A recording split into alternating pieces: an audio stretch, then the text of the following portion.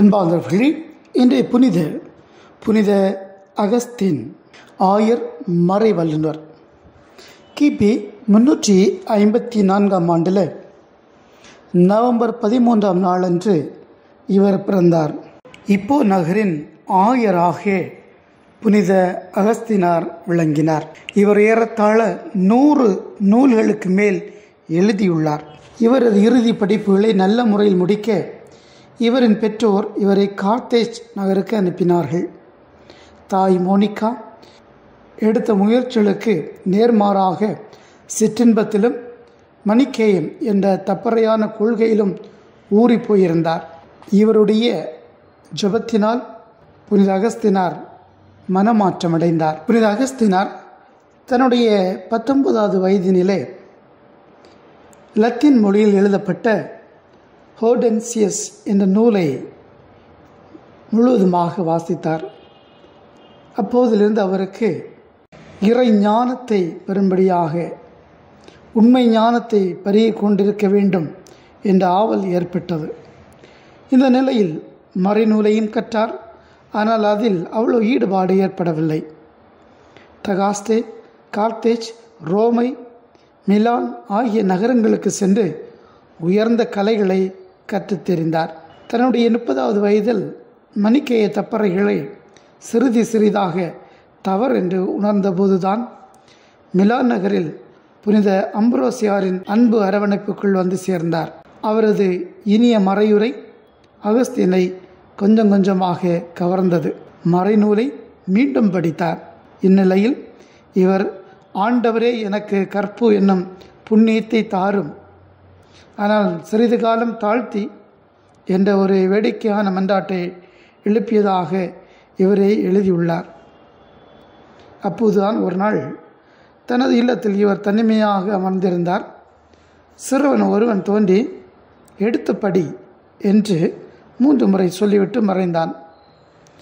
அருகில் இருந்தது மறைநூல். அதை எடுத்தார், படித்தார்.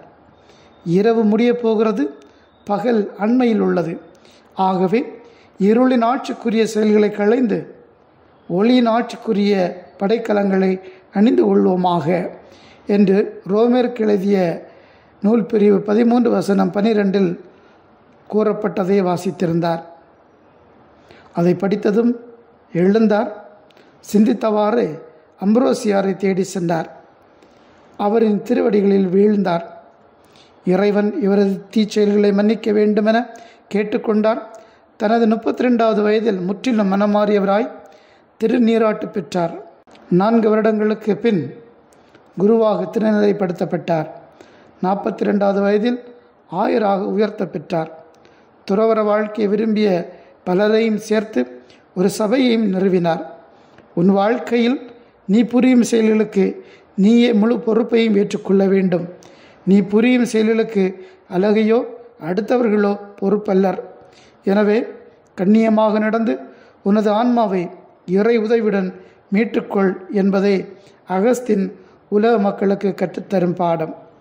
என்றுமே அழகின் முழுமையானவரும் எல்லா காலங்களிலும் அழகு உருவமானவருமான அரும்பெருஞ்சோதியே இறைவா, உம்மை நான் புரிந்து கொண்டு அன்பு செய்வதற்கு எவ்வளோ பின்தங்கிவிட்டேன். உண்மையாகவே உம்மை அன்பு செய்ய நான் பிந்திவிட்டேன். நீர் என்னுள் குடியிருந்தீர், ஆனால் நானோ வெளியுலகில் அலைந்து திரிந்தேன். வெட்ட வெளியில் உம்மை வீணாக தேடித் திரிந்தேன். உமது கைவேலை ஆகிய அழகியலிடம் மட்டுமே என் நெஞ்சை பறி கொடுத்தேன். நீர் என்னுள் இருக்க நான் உன்னோடு இல்லாதிருந்தேன். படைப்பு பொருட்கள் உம்மை என்னை விட்டு மிகுந்த தொலையில் பிரிந்து விட்டன.